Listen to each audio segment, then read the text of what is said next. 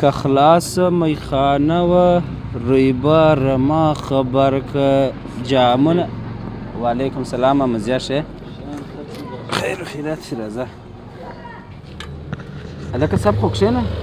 سم یم. څنګه څه ده چرګې معلومات یې وکړي چیرې ده چرګه هو هغه معلومات مې وکړي د همسایګانو کره تللې وه هګۍ اچولې اوس بېرته راتله د همسایګانو کره ګوره د دا چرګې سر سم ور خلاص کړه ورته ووایه ښه دا چې د دانې وخت شي زما پر کور راخطا سوي یي دانې دلې خوري او کله چې بیا د هګۍ وخت شي د همسایګانو کره تشریف یوسي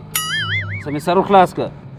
ښه نو لالا نو سر یې څنګه ور خلاص کړم نټان یې چیرې دي سر مې نه په خلاصېږي هر ځای چې نټان دي خو بانډار ورسره وکړه په دې پوه کړه چې بل وارې د همسایګانو کره د هګۍ نه اچوي او ښه پرون خو ته مکتب ته هم نه وې تللی هغه د معلم صاحب دې را روان دی یو ځای پټېږه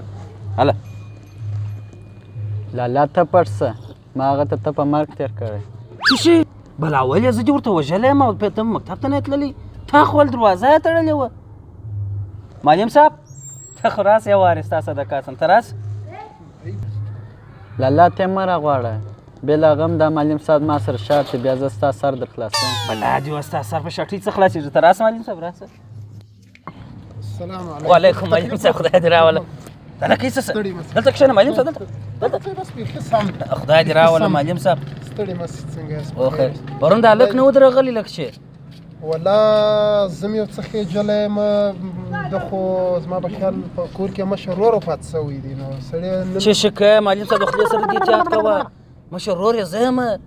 تا ته لږ چې درواغ ویلي دي ما ته ویل د مکتب دروازه تړلې ده او ته بیا وایه مشر ورور یې وفات شوی دی ورور ته څه په سا خبرې کوي خو په روکه کې دغسې راته ویلي ول مشر ورور مې وفات شوی دی